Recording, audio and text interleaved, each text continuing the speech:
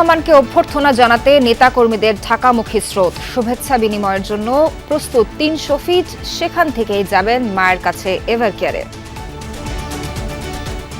এই আয়োজনে যতটুকু জনদুর্ভোগ হবে সেই জন্য আমরা আন্তরিকভাবে জাতির কাছে, সকলের কাছে আগাম দুঃখ প্রকাশ করছি ও ক্ষমা প্রার্থনা করছি। যুগপৎ আন্দোলনে থাকা দলগুলোর সাথে বিএনপির আরেক দফা আসন সমঝোতা, ধানের শীষ নিয়ে লড়বেন রেদওয়ান ফরহাদ, যোগ দেবেন ববি হাজ্জাজও। ববি হাজ্জাজ এনডিএম তিনি বিএনপিতে যোগ দেবেন এবং সেটা ঢাকা 13। মাহমুদুর রহমান মান্না বগুড়া 2 নাগরিক ঐক্য। তারেক রহমানের প্রত্যাবর্তন ঘিরে আচরণবিধি লঙ্ঘন ইস্যু ইসিতে তুলল জামায়াত। গণভোটে মানুষের অভ্যস্ততা তৈরিতে পদক্ষেপের আহ্বান এনসিপির। নির্বাচন কেন্দ্রিক সহিংসতা বন্ধে রাজনৈতিক ঐক্যমত্য জরুরি, যমুনার সংলাপে মত বিশিষ্টজনদের। সুজনের আলোচনায় ভোট কেন্দ্র দখল ঠেকাতে ইসিকে কঠোর হওয়ার তাগিদ। 24-এর অভ্যুত্থানে চানখারপুলে আনাস সহ 6 জনকে হত্যা মামলার রায় 20 জানুয়ারি। রামপুরায় 28 জনকে খুনের ঘটনায় বিচার শুরু। খ্রিস্ট ধর্মাবলম্বীদের সবচেয়ে বড় ধর্মীয় উৎসব বড়দিন কাল। দেশে দেশে উৎসবের আমেজ, চলছে শেষ মুহূর্তের প্রস্তুতি।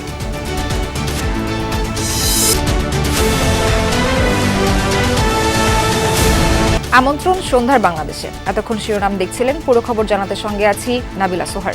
দীর্ঘদিন পর দেশে ফিরছেন বিএনপির ভারপ্রাপ্ত চেয়ারম্যান তারেক রহমান। তাকে বরণে দেশের বিভিন্ন স্থান থেকে ঢাকামুখী নেতাকর্মীরা। এরই মধ্যে বিভিন্ন জেলা থেকে ঢাকার উদ্দেশ্যে রওনা দিয়েছে নেতাকর্মীদের বহর। পটুয়াখালী, বরগুনা, বরিশাল, ভোলা থেকে দল বেঁধে লঞ্চ যোগে রওনা হচ্ছেন বিএনপি নেতাকর্মীরা।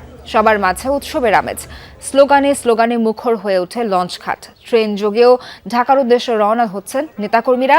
নিয়মিত ট্রেন ছাড়াও 10টি রুটে বিশেষ ট্রেনের ব্যবস্থা করা হয়েছে। রাত ও কাল ভোরেও ছাড়বে কয়েকটি ট্রেন। এদিকে সকাল থেকে দেশের বিভিন্ন জেলা থেকে শত শত বাসে করে সংবর্ধনা অনুষ্ঠানস্থলের উদ্দেশ্যে রওনা হন বিএনপি ও সহযোগী সংগঠনের নেতাকর্মীরা। ঢাকা ময়মনসিংহ, ঢাকা চট্টগ্রাম ও ঢাকা আরিচা সহ সকল সড়ক মহাসড়কে সতর্ক অবস্থানে ট্রাফিক ও হাইওয়ে পুলিশ। বাংলাদেশের জনগণের জন্য সে 18 বছর পর আমাদের মাঝে আমাদের দায়িত্ব নেওয়ার জন্য আমাদের মাঝে আবার ফিরছেন। খুবই উচ্ছ্বাসিত এবং আনন্দিত যে তারেক সাহেব আমাদের দেশে ফেরত আসতেছেন এবং দেশের যে অস্থিতিশীল অবস্থা সেই অস্থিতিশীল অবস্থা দূর হবে। উনি আসলে দেশের রাজনীতি প্রেক্ষাপট সবকিছু চেঞ্জ হয়ে যাবে। এই মহামিলনের সাক্ষী হওয়ার জন্য এখানে হাজার হাজার নেতাকর্মী সমর্থক আজকে উদ্বেল হয়ে আছে। এক নজর দেখার জন্য আমরা সকলে বেকুল, এজন্য আমরা ওনাকে দেখতে আসছি। দর্শক, রাজধানীর 300 ফিট এলাকায় আছেন সহকর্মী তানজিম শাফিন। যাচ্ছি শাফিনের কাছে। শাফিন, অপেক্ষার প্রহর তো শেষের পথে, সার্বিক পরিস্থিতি সেখানে কেমন দেখছেন, প্রস্তুতি কেমন দেখছেন? সোহার, গানে স্লোগানে আনন্দনগরী পূর্বাচল 34 জুলাই এভিনিউ, অর্থাৎ সেই সংবর্ধনা স্থল যেখানে দীর্ঘ অপেক্ষার প্রহর শেষে তারেক রহমান জনতার কাতারে আসবেন এবং তার নেতাকর্মীরা উজ্জীবিত। এরই মধ্যে তারা দেশের বিভিন্ন প্রান্ত থেকে, আপনি জানাচ্ছিলেন যে রওনা হয়েছেন, এরই মধ্যে অনেকেই এসে পৌঁছেছেন ঢাকায়। যারা ঢাকায় এসেছেন তাদের অনেকেই আমরা দেখছি যে বিভিন্ন অঙ্গদল, বিভিন্ন পেশাজীবী সংগঠনের নেতৃত্বে তারা পূর্বাচলের এই সংবর্ধনা স্থল বা সমাবেশ স্থলে আসছেন এবং এই জায়গাটিকে তারা ঘুরে দেখছেন। কেউ কেউ আবার অবস্থান নিয়ে রেখেছেন। এরই মধ্যে আমরা দেখছি যে অনেকেই এখানে মাদুর বিছিয়ে বসে পড়েছেন, পালা গান করছেন কিংবা স্লোগান তুলছেন একটু পরপরই, এবং বাতাসে বারবারই ভেসে আসছে একটি নাম, তারেক রহমান। যেই সমাবেশ স্থলের জায়গাটির সম্পর্কে একটু জানিয়ে রাখি যে এই মঞ্চটি আপনারা দেখতে পাচ্ছেন, মঞ্চটি এরই মধ্যে প্রস্তুত করা হয়েছে পুরোপুরি, তবে মঞ্চের সাজসজ্জার আরও কিছু কাজ বাকি রয়েছে। এই সাজসজ্জার সম্পন্ন হওয়ার পরেই আগামীকালকে সেটি পুরোপুরি প্রস্তুত হয়ে যাবে। আর মঞ্চের আশপাশের যে নিরাপত্তা পরিস্থিতি, সেটি একটি বলয় তৈরি করা হয়েছে, যেখান থেকে মূলত চেয়ারপারসন সিকিউরিটি ফোর্স, বিএনপি চেয়ারপারসনের যেই নিরাপত্তা বাহিনী রয়েছে তারা রয়েছেন নিয়োজিত, পাশাপাশি রয়েছেন বিজিবি, আর্মি সদস্যরাও।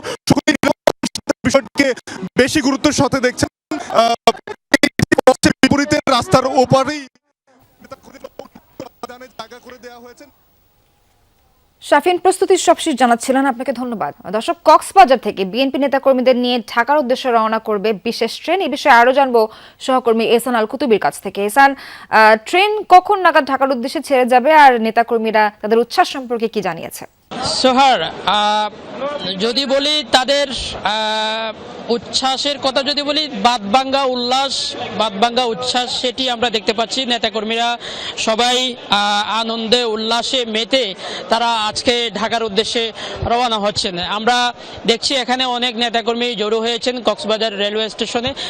আরও অনেকেই কিন্তু বাসে, ট্রেনে এবং বিমানে যে যেভাবে পেরেছে কক্সবাজার থেকে তারা ঢাকার পানে চলে গেছেন। এবং আজকে যারা যাচ্ছেন তারা কিন্তু 7:50 দিকে একটি স্পেশাল ট্রেন ঢাকার উদ্দেশ্যে রওনা হবে, সেটিতে করে তারা যাবেন। এবং তারা অধিক আগ্রহ নিয়ে আছেন যে তারা আগামীকালকে তাদের নেতা দলের ভারপ্রাপ্ত চেয়ারম্যানকে তারা দেখতে পাবেন। এবং সেই অপেক্ষায় কিন্তু তারা আছেন দীর্ঘদিন ধরে। দীর্ঘ বছর পর তারেক রহমান দেশে আসছেন, সেই জন্য কিন্তু তারা তাদের মনে যে দীর্ঘদিনের যে অপেক্ষা ছিল সেই অপেক্ষার প্রহর কালকে শেষ হবে, সেজন্য তারা কিন্তু খুব উচ্ছ্বসিত, আনন্দিত। এবং তারা বলছেন তারা ঐতিহাসিক যে দিনের সাক্ষী হওয়ার জন্য ঢাকার উদ্দেশ্যে রওনা হচ্ছেন। সেই ঢাকার ঐতিহাসিক যে মহাসমাবেশ, মহামিলন হবে, সেই মহাসমাবেশ থেকে তারেক রহমানকে দেখে তারা গ্রামে গ্রামে মহল্লা মহল্লায়, প্রতিটি পাড়া মহল্লায় ধানের শীষের পক্ষে তারা জোরে সোরে একেবারে ধানের শীষের পক্ষে তারা মাঠে নামবেন। এবং ঘরে ঘরে গিয়ে তারা ধানের শীষের পক্ষ থেকে, তারেক রহমানের পক্ষ থেকে এবং খালেদা জিয়ার পক্ষ থেকে তারা সালাম পৌঁছাবেন এবং খালেদার দেওয়ার জন্য তারা দোয়া চাইবেন। সেটি মূলত নেতাকর্মীরা বলছিলেন। এহসান, নেতাকর্মীদের ট্রেন যাত্রার খবরাখবর জানাচ্ছিলেন, আপনাকে অনেক ধন্যবাদ। দর্শক, ভোলা থেকে নেতাকর্মীদের লঞ্চ যাত্রার খবরাখবর জানবো। এই পর্যায়ে লঞ্চঘাট থেকে যুক্ত হচ্ছেন সহকর্মী জুয়েল সাহা বিকাশ। জুয়েল, ভোলা থেকে লঞ্চগুলো কি ছাড়া শুরু করেছে ইতোমধ্যে? বিএনপি নেতাকর্মীরা নিশ্চয়ই বেশ উচ্ছ্বসিত, সেখানে কি পরিবেশ দেখছেন সবকিছু জানাবেন। আপনি যেমনটা বলছিলেন, বিএনপির চেয়ারম্যান তারেক রহমানের স্বদেশ প্রত্যাবর্তন উপলক্ষে কিন্তু ভোলা থেকেও কিন্তু সারা দেশের মতো ভোলাতেও প্রায় 1 লাখের মতো নেতাকর্মী কিন্তু রাজধানী ঢাকার উদ্দেশ্যে রওনা করেছেন। এবং এটি কিন্তু সকাল থেকেই কিন্তু লঞ্চ, এছাড়াও জেলা এবং উপজেলা বিএনপির পক্ষ থেকে কিন্তু 10টির মতো লঞ্চ দেওয়া হয়েছে। এবং সেই 10টি লঞ্চ কিন্তু সন্ধ্যার পর থেকে বিভিন্ন উপজেলা থেকে ছেড়েছেন। এবং এখন আমরা রয়েছি ভোলার ইলিশা লঞ্চঘাট এলাকায়, সেখানেও একটি লঞ্চ কিন্তু কিছুক্ষণ পরে ঢাকার উদ্দেশ্যে রওনা করবেন। এবং এই নেতাকর্মীদের নিয়ে কিন্তু তারা ঢাকার যে কাঞ্চন ব্রিজ এলাকা রয়েছে সেখানে গিয়ে কিন্তু আগামীকাল সকালে তারা পৌঁছবেন। এবং জেলাটি 7 উপজেলার যারা নেতাকর্মীরা গিয়েছেন তারা কিন্তু সকালে সবাই একত্রিত হবেন। একত্রিত হয়ে কিন্তু তারা কিন্তু একসাথে ব্যানার এবং ফেস্টুন সহ নিয়ে কিন্তু তারা শুভেচ্ছা মিছিল। জুয়েল, লঞ্চ যাত্রা খবরাখবর জানাচ্ছিলেন, আপনাকে অনেক ধন্যবাদ। বিএনপির ভারপ্রাপ্ত চেয়ারম্যান তারেক রহমান শাহজালালে অবতরণ করবেন বেলা 12টায়। দেশে ফিরেই টানা 3 দিনের কর্মসূচিতে পার করবেন ব্যস্ত সময়। সংবর্ধনা ঘিরে সৃষ্ট জনদুর্ভোগের জন্য আগাম দুঃখ প্রকাশ করেছে বিএনপি। নেতাকর্মীদের শৃঙ্খলা বজায় রাখার আহ্বান জানিয়েছেন অভ্যর্থনা কমিটির আহ্বায়ক সালাউদ্দিন আহমদ। বলেন 300 ফিটের আয়োজনে শুধু ভারপ্রাপ্ত চেয়ারম্যানই বক্তব্য রাখবেন। প্রায় 17 বছরের বেশি সময় পর স্বদেশে ফিরছেন বিএনপির ভারপ্রাপ্ত চেয়ারম্যান তারেক রহমান। এই প্রত্যাবর্তনকে ঐতিহাসিক করে তুলতে যাবতীয় প্রস্তুতি শেষ করেছে বিএনপি। 300 ফিটের যে সড়কে তারেক রহমান জনতার কাছে কৃতজ্ঞতা প্রকাশ করবেন, সেই মঞ্চ পুরোপুরি প্রস্তুত। সারা দেশ থেকে নেতাকর্মীরা আসছেন রাজধানীতে। আসবে পীরে বীরের বেশে তারেক রহমান বাংলাদেশে, এই চোলোকানে মুখরিত। আজকে আমাদের সেই চোলোকান সার্থক হতে যাচ্ছে। আমরা সংখ্যা না, আমরা কালকে প্রমাণ করব, সারা দেশের মানুষ প্রমাণ করব। এই যে গত 17 বছর তারেক রহমানকে দেখতে পারিনি, একদিনে দেখে মন ভরবে না, কিন্তু তারপরে এক চোখ দেখার জন্য সবাই আসবে। সবার হাতে ফ্ল্যাগ, সবার হাতে খাওয়া, সবার হাতে ব্যাগ। আমি এমন দৃশ্য, আমার রাজনৈতিক জীবন প্রায় 50 থেকে 60 বছর, আমি এমন দৃশ্য কখনো দেখি নাই। দুপুরে গুলশানে চেয়ারপারসনের কার্যালয়ে তারেক রহমানের স্বদেশ প্রত্যাবর্তন উপলক্ষে গঠিত অভ্যর্থনা কমিটি সংবাদ সম্মেলন করে, যেখানে আয়োজন ঘিরে জনদুর্ভোগের জন্য আগাম দুঃখ প্রকাশ করে বিএনপি। আপনারা সর্বোচ্চ ধৈর্য ও শৃঙ্খলার পরিচয় দিতে প্রমাণ করুন আপনারা আমাদের প্রিয় নেতাকে কতটা গভীর ভালোবাসায় অভিষিক্ত করতে সক্ষম। আমাদের শত চেষ্টা সত্ত্বেও এই আয়োজনে যতটুকু জনদুর্ভোগ হবে সেজন্য আমরা আন্তরিকভাবে জাতির কাছে সকলের কাছে আগাম দুঃখ প্রকাশ করছি ও ক্ষমা প্রার্থনা করছি। সালাউদ্দিন জানান, সংবর্ধনা আয়োজনে শুধু ভারপ্রাপ্ত চেয়ারম্যানই বক্তব্য রাখবেন। 11:50 অবতরণের পর 300 ফিট এলাকায় জনগণের কাছে কৃতজ্ঞতা প্রকাশ করবেন তিনি। এরপর মাকে দেখতে যাবেন এভারকেয়ার হাসপাতালে, সেখান থেকে ফিরবেন গুলশান অ্যাভিনিউর বাসায়। রাজধানীর এক পাশে অপেক্ষাকৃত কম জনাকীর্ণ ও 300 ফুট প্রশস্ত 36 জুলাই মহাসড়কের শুধুমাত্র এক পাশের সার্ভিস লেনকে অতি সংক্ষিপ্ত এক গণ অভ্যর্থনা হিসাবে নির্ধারণ করেছে। সেই আয়োজনে তিনি ছাড়া আর দ্বিতীয় কোনো বক্তা থাকছেন না। সরকার স্বপ্রণোদিত হয়েই তারা আমাদেরকে সর্বোচ্চ সহায়তা দিচ্ছেন। আমাদের জানা মতে যতটুকু নিরাপত্তার থ্রেট আছে তার চেয়ে অনেক শক্তিশালী নিরাপত্তা ব্যবস্থা আমরা সৃষ্টি করতে। স্পেসিফিক্যালি আমাদের ভারপ্রাপ্ত চেয়ারম্যান নিরাপত্তার জন্য আমরা এসএসএফ কখনো ডিসিশন দেই নাই। প্রথম দিনের এসব কর্মসূচির পর শুক্রবার ও শনিবারও ব্যস্ত সময় পার করবেন তারেক রহমান। শুক্রবার বাদ জুমা জিয়াউর রহমানের সমাধি এবং জাতীয় স্মৃতিসৌধে শ্রদ্ধা জানাবেন তিনি। শনিবার জাতীয় পরিচয়পত্র ও ভোটার সংক্রান্ত কার্যক্রম সম্পন্ন করবেন তারেক রহমান। এরপর পঙ্গু হাসপাতালে জুলাই আহতদের সাথে সাক্ষাৎ এবং ইনকিলাব মঞ্চের মুখপাত্র ওসমান হাদির কবর জিয়ারত করবেন তিনি। বাদ জুম্মা তিনি বাসভবন থেকে রওনা হয়ে প্রথমে শহীদ জিয়ার মাজার জিয়ারত করবেন এবং সেখান থেকে জাতীয় স্মৃতিসৌধে তিনি শ্রদ্ধা জ্ঞাপন করতে যাবেন। এটা 26 তারিখ। 27 তারিখে তিনি এনআইডি কার্ড এবং ভোটার হওয়ার সমস্ত কাজগুলো সেদিন করবেন। এরপরে শহীদ ওসমান হাদির কবর জিয়ারত করবেন এবং যাওয়ার পথে তিনি পঙ্গু হাসপাতালে যাওয়া, তাদেরকে দেখতে যাওয়া সেটা, এবং এরপর আরেকটি অনুষ্ঠান হবে। নানাভাবে তাকে বাধাগ্রস্ত করা, জনগণ থেকে তাকে বিচ্ছিন্ন রাখার ফ্যাসিবাদী সকল চক্রান্তকে অতিক্রম করে আজকে তার ফিরে আসা। তারেক রহমানের দেশে ফেরার দিনকে ঘিরে মেডিকেল টিম 6 সজ্জার ফিল্ড হাসপাতাল প্রস্তুত। এছাড়া ঢাকার প্রবেশমুখগুলোয় বিভিন্ন স্থানে পার্কিং স্থানও নির্ধারণ করা হয়েছে। বিমানবন্দরের যাত্রীদের জন্য বনানী এলাকায় থাকছে জরুরি help desk. Saifuddin Robin, Jamuna news, Dhaka.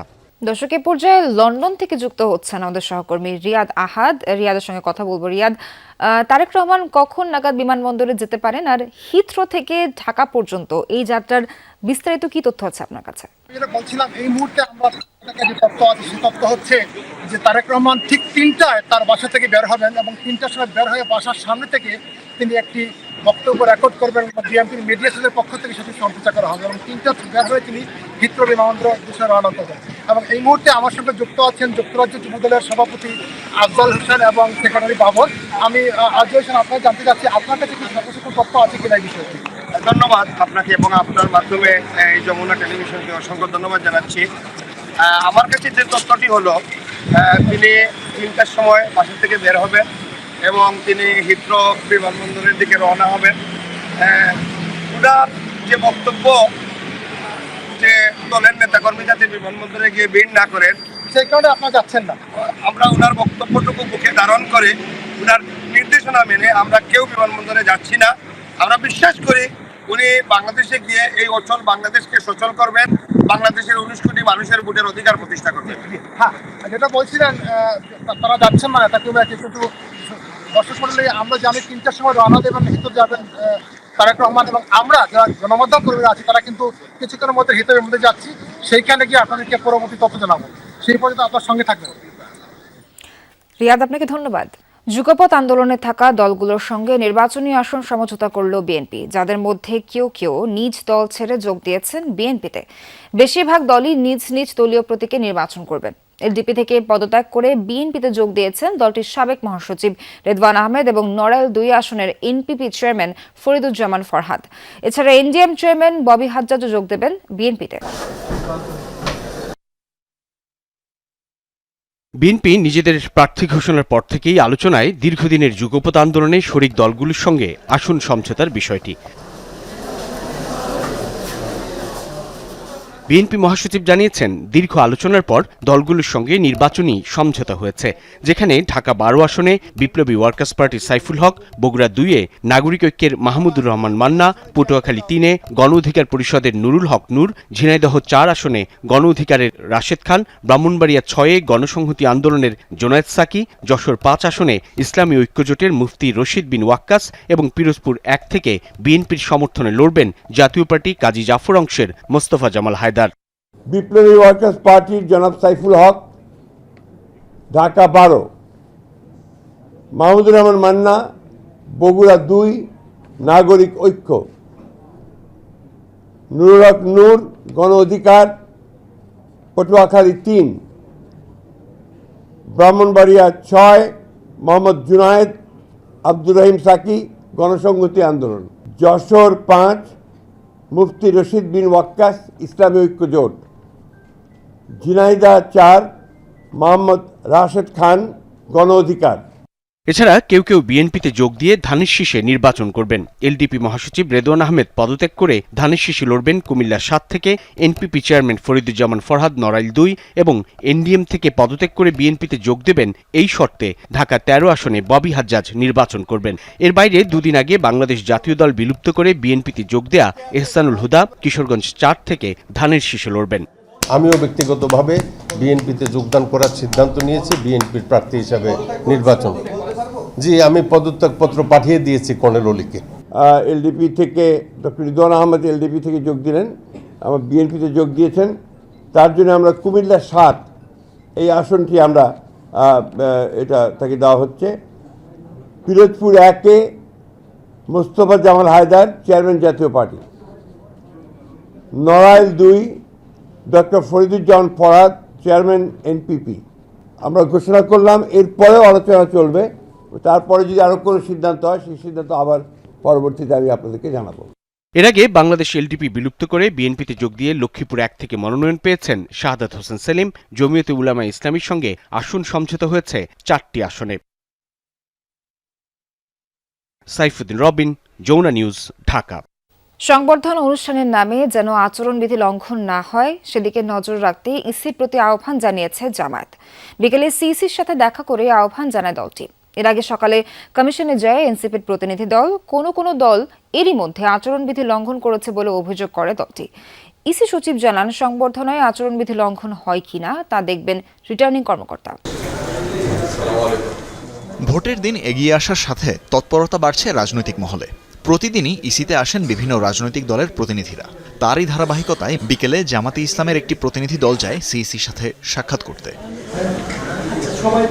সাক্ষাৎ শেষে জামাত প্রতিনিধি দলের নেতা বলেন, একটি দল দেশের মানুষকে বিভিন্ন কার্ড দেওয়ার কথা বলছে, যা আচরণবিধির সুস্পষ্ট খেলাপ। যারা নির্বাচনে ভূমিকা রাখছেন, আমাদের আমিরে জামাত, সেক্রেটারি জেনারেল, কেন্দ্রীয় নেতৃবৃন্দ, শীর্ষ নেতৃবৃন্দ ব্যাপক সফর করবেন, বিভিন্ন জায়গাতে তাদেরকে যেতে হবে। তাদের নিরাপত্তার বিষয়টি আমরা দৃষ্টি আকর্ষণ করেছি, যে কেউ অনেক ফেসিলিটিস পাবেন, ভিভিআইপি ফেসিলিটিস পাবেন, আবার কেউ পাবেন না। এটা তো লেভেল প্লেইং ফিল্ডের হলো না। এটা ইসি তো নিরপেক্ষ, ওনারা দেখবেন যে কোন দল কি করে না করে, আচরণবিধি লঙ্ঘন হচ্ছে কিনা, দায়িত্বটা ওনাদের। এর আগে বেলা 12টায় সিইসির সাথে দেখা করতে যান এনসিপির মুখ্য সমন্বয়ক নাসিরুদ্দিন পাটোয়ারি ও যুগ্ম সদস্য সচিব জহিরুল ইসলাম মুসা। সাক্ষাৎ শেষে তারা অভিযোগ করেন, অনেক দল এখনও নির্বাচনী আচরণবিধিমালা মানছেন না। কেউ যদি আচরণবিধি ভেঙে কোনো পোস্টার লাগান, এর বাইরে গিয়ে কোনো কাজ করেন, সাথে সাথেই যেন তাদেরকে এই তথ্যগুলো জানানো যায় এবং তারা দ্রুত এই হটলাইনের মাধ্যমে এটির ব্যাপারে ব্যবস্থা নিতে পারেন, সেই অনুরোধটি আমরা করেছি। অনুষ্ঠানের নাম দিয়ে যেন দলের বা ভোটের প্রচারণা করতে না পারে, সেটির ব্যাপারে যেন কমিশন সজাগ থাকে। এই যে নির্বাচন কমিশনের চারিদিকে কর্ডন তৈরি করা হয়েছে ক্যান্টনমেন্টের মতন, কিন্তু যারা প্রার্থী রয়েছে অন্যান্য জায়গায় যে রাজনৈতিক অফিসগুলো রয়েছে সেখানে পর্যাপ্ত নিরাপত্তা নাই। অনেকগুলো তারিখ দিয়েছে, ডেট দিয়েছে যে কবে আমরা মনোনয়ন আবেদন জমা দিব, কবে তুলব। তো সেই বিষয়গুলো ওনাদের রিথিঙ্কিং করা যায় কিনা সেটা নিয়েও আমরা ওনাদেরকে ভাবনার জন্য আজকে অনুরোধ জানিয়েছি। দুটি রাজনৈতিক দলের সাথে সিইসির সাক্ষাৎ শেষে সাংবাদিকদের ব্রিফ করেন ইসি সচিব আখতার আহমেদ। জানান, প্রবাসী ভোটারদের পোস্টাল ভোট নিবন্ধনের সময়সীমা 31 ডিসেম্বর পর্যন্ত বাড়ানো হয়েছে। কোনো আচরণবিধি লঙ্ঘন হবে কিনা সেইগুলো আপনারা দেখভাল করবেন কিনা সেটা রিটার্নিং অফিসার দেখবেন। আমরা ওয়াকেবল না এটা কেউ বলতেই পারেন, আবার বলতে পারেন যে আপনাদের দিক থেকে তৎপরতা আর একটু ভালো হওয়া উচিত, সেটাও বলতে পারেন। এখন কে কোন ভাষায় ব্যবহার করেছেন এটা নিয়ে তর্কে না যেয়ে বরং আমরা সবাই আচরণবিধি মেনে চলবো, এটাই আমাদের উদ্দেশ্য হওয়া উচিত। সচিব জানান, প্রার্থীদের মনোনয়ন সম্পর্কিত কার্যক্রমের কারণে বাংলাদেশ ব্যাংককে চিঠি দেওয়া হয়েছে যেন শনিবার তফসিলি ব্যাংকের শাখাগুলো খোলা রাখা হয়। তানভীর মৌসুম, যমুনা নিউজ, ঢাকা। সহিংসতা জনগণ পছন্দ করে না। 40% ভোটারের কাছে সবচেয়ে গুরুত্বপূর্ণ নিরাপত্তা ইস্যু। তাই তা বন্ধে রাজনৈতিক দলগুলোকে ঐক্যবদ্ধ হওয়ার তাগিদ দিয়েছেন বিশিষ্টজনেরা। সকালে যমুনা টিভি ও ডেমোক্রেসি ইন্টারন্যাশনালের সংলাপে দল মত পথ ভুলে সংঘাত সহিংসতা বন্ধে দলগুলোকে একসাথে কাজ করার তাগিদ দেন তারা। জোর দেন দলের ভিতরে গণতান্ত্রিক চর্চার পাশাপাশি পুলিশ ও প্রশাসনকে রাজনীতিমুক্ত করার উপর। সাম্প্রতিক বেশ কিছু সংঘাত ও সহিংসতার ঘটনায় উদ্বেগ উৎকণ্ঠা বেড়েছে অনেকের। নির্বাচনকে ঘিরে পরিস্থিতি আরও খারাপ হতে পারে এমন ভয়ও আছে অনেকের মনে। তাই নতুন সরকারের কাছে নিরাপত্তা যে সাধারণের বড় চাওয়া তা উঠে এসেছে ডিআই পরিচালিত জরিপে, যেখানে 92% ভোটারই প্রত্যাখ্যান করেছেন রাজনীতির নামে সহিংসতা। আপনাকে ধন্যবাদ। এই সংলাপে সেই গবেষণার সারমর্ম তুলে ধরেন ডেমোক্রেসি ইন্টারন্যাশনাল। আগামী সরকারের কাছে 21% মানুষ আইন শৃঙ্খলার উন্নয়ন এবং 19% মানুষ জানমালের নিরাপত্তা চান। রাজনীতিকরা সংঘাত ও সহিংসতা বন্ধে দলগুলোর ভূমিকার কথা স্বীকার করেন। বলেন, দলগুলো আন্তরিকভাবে চাইলে পরিস্থিতি বদলানো সম্ভব। যারা আমার প্রতিদ্বন্দ্বী প্রার্থী আছে তাদেরকে একদিন সকালে আমি নাস্তার দাওয়াত দিলাম, আসলো, সেখানে বসে নির্বাচনে আমরা নিজেরাই একটা কোড অফ কন্ডাক্ট তৈরি করলাম। আমরা দলীয় কাজে এবং নির্বাচনে মাসেলমানদের ব্যবহার করব না, তাহলে এটা অনেকাংশে কমে আসবে। আমরা হেট স্পিচ দিব না এবং রাজনৈতিক সহিংসতা যাতে না বাড়ে এরকম কোনো উস্কানিমূলক বক্তব্য দিব। যারা পাওয়ারকে অ্যাবসলুট করবার জন্য বিভিন্ন সময় বিভিন্ন সরকারকে সহায়তা করেছেন, তাদের কাছে হাতে রাখেন পলিটিক্সকে, তাহলে আপনি এই পলিটিক্যাল লিডারশিপ এবং পলিটিক্সে কখনোই আপনি সংঘাত এবং সংঘর্ষ থেকে বের করতে পারবেন না। বিচারহীনতা ও প্রতিশোধের সংস্কৃতি না বদলালে সংঘাত সহিংসতা কমবে না বলে মত আসে এই সংলাপে। সেই সাথে রাজনীতিতে অবৈধ টাকা ও পেশিশক্তির ব্যবহার বন্ধেরও তাগিদ ছিল বক্তাদের। এক পক্ষ এত বেশি রাজনৈতিক সুবিধা পাচ্ছে যে বাকিরা বঞ্চিত মনে করত। কেউ যদি বঞ্চিত হতে থাকে দীর্ঘদিন, তাহলে সে স্বাভাবিক উপায় না পেয়ে একসময় সে সংঘর্ষে যাচ্ছে, সুবিধা নিতে পারছে। অর্থনৈতিক যে বিষয়টি আছে, ফিনান্সিয়াল ট্রান্সপারেন্সির যে বিষয়টা, এই জায়গাগুলোতে কিন্তু আসলে অ্যাটলিস্ট সংলাপটা শুরু করা যেত। পাশাপাশি দলগুলোর অভ্যন্তরে জবাবদিহিতা ও সহিংসতাকারীদের বিরুদ্ধে কঠোর ব্যবস্থা নিলে এ প্রবণতা বন্ধ করা সম্ভব বলেও আশাবাদী তারা। সম্প্রদায় হতে পারে বঞ্চিত সম্প্রদায়, অর্থনৈতিক। ফয়সাল মাহমুদ, যমুনা নিউজ, ঢাকা। নির্বাচনী ব্যয় না কমানো গেলে দুর্নীতি ঠেকানো যাবে না, এরই মধ্যে ব্যত্যয় ঘটে গেছে। পাশাপাশি চলছে মনোনয়ন বাণিজ্য। নির্বাচন নিয়ে সুজনের এক গোলটেবিল আলোচনায় উঠে এসেছে এমন মন্তব্য। সুজন সম্পাদক বলছেন, সরকারের নির্বাচনী সংস্কারে সন্তুষ্ট নন তিনি। আলোচনায় বক্তারা জানান, ভোট কেন্দ্র দখল ঠেকাতে ইসিকে কঠোর হতে হবে। সামনেই ত্রয়োদশ জাতীয় সংসদ নির্বাচন। সকালে রাজধানীর সিরডাপে সুজন আয়োজন করে এক গোলটেবিল বৈঠক। নির্বাচনের নানা দিক আলোচনায় উঠে আসে। বক্তারা বলেন, লুট হওয়া বিপুল অস্ত্র এখনো মাঠে, সেসব উদ্ধার না করা গেলে সুষ্ঠু নির্বাচন অসম্ভব। কত ভোটের শতাংশ হলে কেউ যদি ভোটদানে বিরত থাকে, তাহলে এটা আর গ্রহণযোগ্য হবে না। কোন কোন দলের নির্বাচনে অংশগ্রহণ করতে না পারলে সেটা আর গ্রহণযোগ্য থাকবে না। নির্বাচনী ব্যয় যদি কমানো না যায়, তাহলে নির্বাচন উত্তর দুর্নীতিও কমানো যাবে না। সুজন সম্পাদক বলেন, নির্বাচন সংস্কার কমিশনের পক্ষ থেকে নানা পরামর্শ দেয়া হয়েছিল, সেসবের অনেকগুলো নেওয়া হয়নি আমলে। আর্থিক স্বচ্ছতা, তারপরে রাজনৈতিক দলের নেতাকর্মীদের কাছে দায়বদ্ধতা এবং নেতাকর্মীদের মতামতের ভিত্তিতে মনোনয়ন দেওয়া, তারপরে এই যে ঋণ খেলাপিদেরকে দূরে রাখা, এরকম অনেকগুলো বিষয় সম্পূর্ণভাবে উপেক্ষিত হয়েছে। নির্বাচন কমিশনের সাবেক কর্মকর্তা জেসমিন টুলি বলেন, মাত্র কয়েকটি কেন্দ্র দখল করেই ফলাফল বদলে দেয়া সম্ভব। ঠিক পুরনো ধাঁচে, পুরনো গতে, পুরনো ফ্রেমের মধ্যে আমরা আটকে গেছি। সোশ্যাল মিডিয়া একটা ইলেকশনকে নষ্ট করার জন্য, ভোটারদের বিভ্রান্ত করার জন্য বড় একটা জায়গা। হাইকোর্টের সাবেক বিচারপতি আব্দুল মতিন বলেন, সংস্কার কমিশনের রিপোর্টগুলো কেন আমলে নেওয়া হলো না তা পর্যালোচনা করা দরকার। কমিশন দীর্ঘদিন কাজ করেই তো আপনারা এগুলি দিয়েছিলেন, কিন্তু এগুলা যথার্থ কারণ ছাড়াই এরা কেন বা দিল উদাসীন করে নাই অথবা জবাবদিহিতার ভাবেই করেছে, এটা যাতে আরো আমরা তাদেরকে অ্যাকাউন্টেবল করতে পারি। আলোচনায় বক্তারা আরও বলেন, নির্বাচনী আচরণবিধি লঙ্ঘন এবং কালো টাকার প্রভাব কমাতে কঠোর হতে হবে নির্বাচন কমিশনকে। কিন্তু নির্বাচন কমিশনের বিচারের ব্যবস্থা। শাকিল হাসান, যমুনা নিউজ, ঢাকা। উচ্চ মূল্যস্ফীতির জন্য বাজার ব্যবস্থার দুর্বলতা অনেকাংশেই দায়ী। চাঁদাবাজি এবং গুটি কয়েক ব্যবসার আধিপত্য উস্কে দিচ্ছে পণ্যমূল্য। বৈদেশিক বাণিজ্যে ভারসাম্য এবং আর্থিক খাতের সংস্কারে এখন মনোযোগ দেওয়া দরকার, কারণ অর্থনীতিতে এখন স্টাগফ্লেশন অবস্থা বিদ্যমান। বিকেলে রাজধানীর কারওয়ান বাজারে ভয়েস ফর রিফর্মের উদ্যোগে অর্থনীতি কি দুষ্টচক্রের ফাঁদে বিষয়ক সেমিনারে এমন তাগিদ দেওয়া হয়। বলা হয়, ব্যবসায় ব্যয় নিয়ন্ত্রণ, এনবিআর-এর কার্যকর পৃথকীকরণ এবং চট্টগ্রাম বন্দর ব্যবস্থাপনায় পরিবর্তন দরকার। জানানো হয়, অর্থনীতিতে এখন বিনিয়োগের সবচেয়ে বড় দুর্বল জায়গা। একদিকে মূল্যস্ফীতি বাড়ছে, অন্যদিকে কমছে মজুরি। কর্মসংস্থান বৃদ্ধি না পাওয়ায় অপ্রাতিষ্ঠানিক খাতে বেড়েছে চাপ। সংস্কার পদক্ষেপগুলোতেও জমেছে ধুলোর আস্তরণ। রাজনৈতিক দলগুলোর ইশতেহারে সংস্কারের বিষয়ে স্পষ্ট ধারণা থাকা উচিত বলেও মত দেওয়া হয়। কাঠামোগত সংস্কার যদি না এগোয়, তাহলে ওই 5-4 এই রেঞ্জেই গ্রোথটা থাকবে। কোভিডের পরে দেখেছি যে ছাঁটাইগুলো হয়েছে সেইগুলোতে কিন্তু আর নতুন করে তাদেরকে সেই জায়গাগুলোতে নেওয়া হয়নি। বেশিরভাগ ক্ষেত্রেই যারা ফিরে এসেছে তারা কিন্তু অনেকটা ইনফর্মাল, অনানুষ্ঠানিক ভিত্তিতেই কাজ করছে। বর্তমান সময়ে যে ইনভেস্টমেন্টটা, আমি মনে করি যে ইনভেস্টমেন্টটাই এই মুহূর্তে সবচেয়ে ক্রিটিক্যাল পয়েন্ট, দুর্বল জায়গা। বড়দিন উপলক্ষে খ্রিস্টান সম্প্রদায়ের প্রতিনিধিদের সঙ্গে শুভেচ্ছা বিনিময় করেছেন প্রধান উপদেষ্টা ডক্টর মোহাম্মদ ইউনূস। রাষ্ট্রীয় অতিথি ভবন যমুনায় খ্রিস্টান সম্প্রদায়ের প্রতিনিধিদের সঙ্গে শুভেচ্ছা বিনিময় করেন তিনি। প্রধান উপদেষ্টা উপস্থিত নেতৃবৃন্দ সহ সবাইকে বড়দিন ও আসন্ন নববর্ষের শুভেচ্ছা জানান। বলেন, আপনারাই সমাজের প্রতিবিম্ব, আপনাদের দেখলে বুঝতে পারি সবকিছু ঠিক আছে কিনা। প্রধান উপদেষ্টা আরও বলেন, সরকার একটি সুস্থ সমাজ গড়ে তুলতে চায়, সেজন্যই গণঅভ্যুত্থানের চেতনা সমুন্নত রাখতে জুলাই সনদ প্রস্তুত করা হয়েছে। এই সনদের উপর গণভোটের মাধ্যমে দেশ আরেক ধাপ এগিয়ে যাবে। এ সময় খ্রিস্ট ধর্মের নেতারা শুভেচ্ছা বক্তব্যে বিশ্বজুড়ে ডক্টর ইউনূসের সুনাম এবং দেশের অর্থনীতি ও সার্বিক পরিস্থিতির উন্নয়নে তার ভূমিকার কথা উল্লেখ করেন। প্রধান উপদেষ্টার নেতৃত্বে আগামী নির্বাচনও সুষ্ঠু ও সুন্দরভাবে আয়োজিত হবে বলে আশা প্রকাশ করেন তারা। খ্রিস্ট ধর্মাবলম্বীদের সবচেয়ে বড় ধর্মীয় উৎসব বড়দিন ঘিরে দেশের বিভিন্ন স্থানে চলছে শেষ মুহূর্তের প্রস্তুতি। বসতবাড়ি, উপাসনালয়ে সাজসজ্জায় ব্যস্ত সময় কাটাচ্ছেন তারা। বিশেষ অনুষ্ঠানের আয়োজন করা হয়েছে খ্রিস্টপল্লীতে।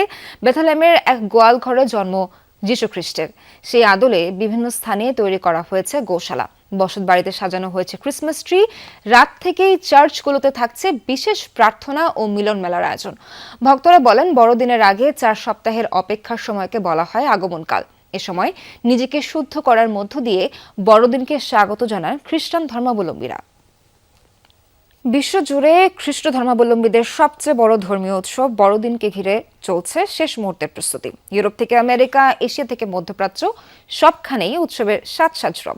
ভ্যাটিকান সিটিতে সেন্ট পিটার স্কোয়ারে বিশাল এক ক্রিসমাস ট্রি সাজানো হয়েছে। শত শত মানুষ সেখানে আগের রাতের প্রার্থনায় অংশ নিতে জড়ো হয়েছেন।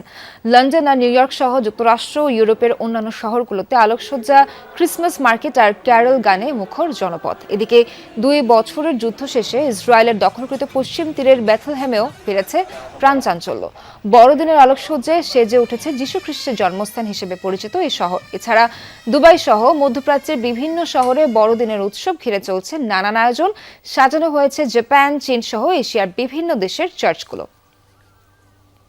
24 জুলাই আগস্ট গণঅভ্যুত্থানে রামপুরায় 28 জনকে হত্যা মামলায় বিচার শুরু হলো সেনা কর্মকর্তা রেদওয়ানুল ইসলাম, রাফাত বিন আলম এবং 2 পুলিশ কর্মকর্তার। এই মামলার সাক্ষ্য গ্রহণ আগামী বছরের 20 জানুয়ারি। সেদিনই চানখারপুলে আনাস সহ 6 জনকে হত্যা মামলার রায়ের দিন ধার্য করা হয়েছে।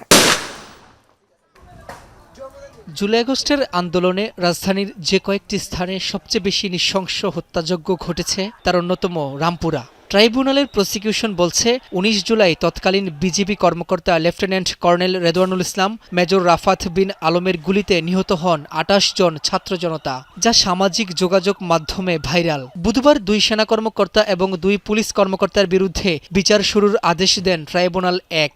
আগামী বছর 20 জানুয়ারি থেকে শুরু হবে সাক্ষ্য গ্রহণ। বাংলাদেশে যারা গণহত্যা চালিয়েছিল, নিরস্ত্র নিরীহ মানুষের উপরে যে হত্যাযজ্ঞ যারা চালিয়েছিল, রাষ্ট্রের সর্বশক্তি নিয়োগ করে রাষ্ট্রের সবচাইতে যে সফিস্টিকেটেড মারণাস্ত্র সেই রাইফেলগুলো ব্যবহার করা হয়েছিল। ট্রাইব্যুনালে 2 সেনা কর্মকর্তা নিজেদের নির্দোষ দাবি করে ন্যায় বিচার চান।